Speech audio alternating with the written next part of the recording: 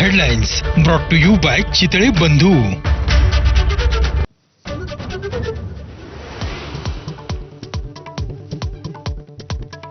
मनोज जरांगेंच्या हत्येचा कट रचल्याप्रकरणी आणखी एक जण अटकेत. कांचन साळवीला रात्री उशिरा अटक. कांचन हा धनंजय मुंडेंचा पीए असल्याचा जरांगेंचा दावा. सांगलीत दलित महासंघाचे जिल्हाध्यक्ष उत्तम मोहितेंची वाढदिवसादिवशीच हत्या.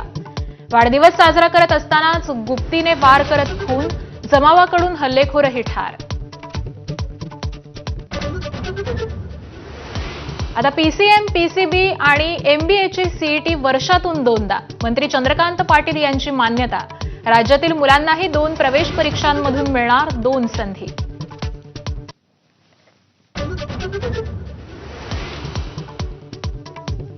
उपमुख्यमंत्री अजित पवारांनी वर्षा बंगल्यावर घेतली मुख्यमंत्री फडणवीसांची भेट. महायुती म्हणून निवडणूक लढवण्याबाबत बैठकीत चर्चा. प्रफुल्ल पटेल, सुनील तटकरेंचीही उपस्थिती. शिवसेना पक्ष आणि चिन्हाची आजपासून अंतिम सुनावणी. निवडणूक आयोगाच्या निर्णयाला ठाकरेंचं आव्हान. पक्ष आणि धनुष्यबाण कोणाचा? निकालाकडे संपूर्ण राज्याचं लक्ष. तुळजापूर ड्रग्ज प्रकरणातील आरोपी भाजपमध्ये. आमदार राणा जगजितसिंह पाटलांच्या नेतृत्वात आरोपी संतोष परमेश्वरचा भाजप प्रवेश. दिल्ली स्फोटाबाबत मोठी माहिती समोर. आत्मघाती हल्ला नव्हता तर स्फोटकं पकडली जातील या भीतीनं स्फोट घडवून आणल्याची सूत्रांची माहिती. बॉम्ब तयार झाला नसल्याचा तपास यंत्रणांचा निष्कर्ष.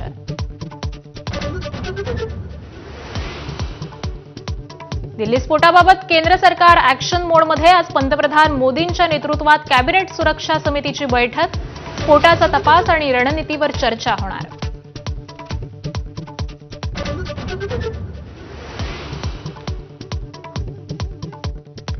महाराष्ट्र एटीएसचा मुंब्र्यातील 4 घरांवर छापा. दोघांची कसून चौकशी. इलेक्ट्रॉनिक वस्तू जप्त. दहशतवादी संघटनेशी कनेक्शन असल्याचा संशय.